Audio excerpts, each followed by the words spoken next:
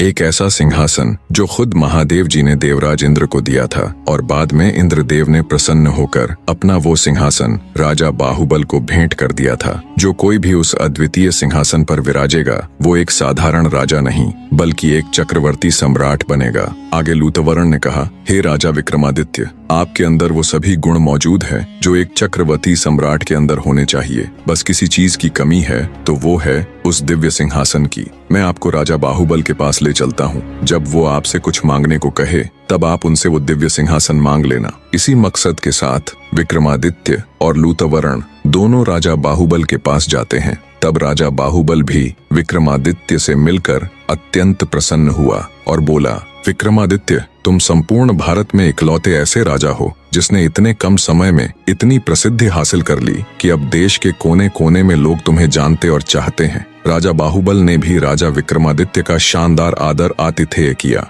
कुछ दिन सम्मान के साथ राजा विक्रमादित्य राजा बाहुबल के अतिथि बनकर रहे। फिर एक दिन जब विक्रमादित्य ने राजा बाहुबल के आगे वापस उज्जैन लौटने की इच्छा जाहिर की तब राजा बाहुबल ने उन्हें कोई भेंट मांगने का अनुरोध किया।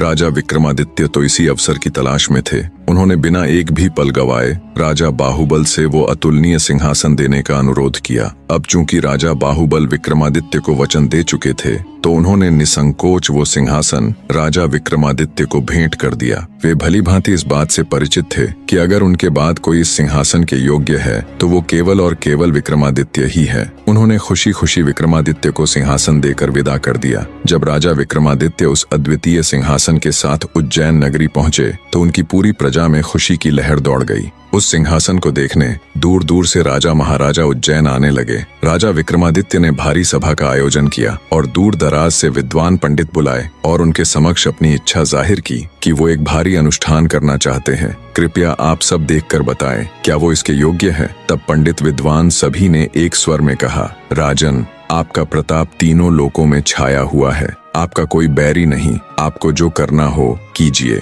अपने समस्त खानदान को आमंत्रित कीजिए। 1.25 लाख कन्यादान और 1.25 लाख गायें दान कीजिए। ब्राह्मणों को धन दीजिए और जमींदारों का 1 साल का लगान माफ कर दीजिए। इतनी कथा सुनाकर प्रथम पुतली रत्न मंजरी बोली, हे राजा भोज, आपने अगर कभी ऐसा दान किया है तो आप सिंहासन पर अवश्य बैठें। पुतली की बात सुनकर राजा भोज का अपना सा मुंह हो गया। उन्हें खुद पर बहुत लज्जा आई। वे दरबार में उपस्थित समस्त राज्यसभा सदस्यों से बोले, आज का दिन तो गया, अब तो कल ही सिंहासन पर बैठेंगे। इस तरह सिंहासन बत्तीसी की प्रथम पुतली ने राजा भोज को सिंहासन पर नहीं बैठने दिया। अब बारी थी दूसरी पुतली चित्रलेखा की।